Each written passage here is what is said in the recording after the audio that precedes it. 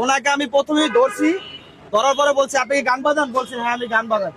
তা আমি বললাম আপনার মাথায় টুপি আছে, পাগড়ি আছে, গান তো হারাম। উনি আমাকে বলতেছে আপনি কি হাদিস কোরআন কিছু জানেন কিনা।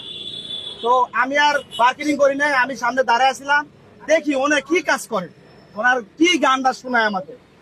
দাঁড়ায়া উনি একটা গান গাইছে, গানটা আবার গানটা রিপ্লে ওর থেকে শুনবেন, আর নিজের মুখের থেকে শুনবেন। শুনেন, আপনি গানটা আবার গান, আমি আমি বলতেছি। বলতেছি আপনি একটা একটু শব্দ করবেন না ভাই, আমি যেটা বলছি আপনি গানটা গান। আলা হরজত মুহাম্মদ নবী সাল্লাল্লাহু আলা, হ্যাঁ নবী ও আলা তুমি তরানু আলা, আলা হরজত মুহাম্মদ নবী সাল্লাল্লাহু আলা। আচ্ছা, সাল্লেওয়ালা শব্দটা কিরকম হবে না? আলেমাল্লাহ সরে হয়েছে। আর মোহাম্মদ সাল্লাল্লাহু আলাইহি সাল্লামের নাম যখন নিবে কি বলতে হয় ভাই বলেন তো একবার, কি বলতে হয়? তাহলে উনি যে মিডিয়ার সামনে এই যে গানটা যে গাইতেছে, এই যে হাজারো মানুষ ভিডিও আমি করতেছে, তো এত বুঝি না।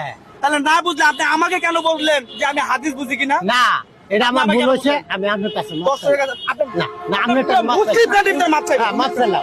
যার জীবনে এই গান গাইবেন না আপনি। আমি আর গাবো না, মাপ চাইছি। মাপ চাইছেন, ভালো করে মাপ চাইছেন। হ্যাঁ, মাপ চাইছি। আমার ক্ষমা করে দেন। আচ্ছা যান।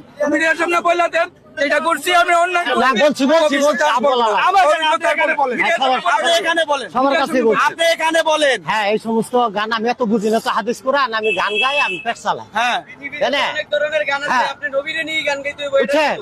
এই যে আমি তো এত বুঝি না, বুঝলে এই যে আপনি আমার বুঝাইলেন, আমি এই সমস্ত কথা বলবো। আচ্ছা, এই বুঝছেন মাপ চাইছে। হ্যাঁ, এরপর থেকে যা করবেন বুঝা করবেন, বুঝা করবো। ঠিক আছে? ঠিক আছে। ভাই আপনি দর্শক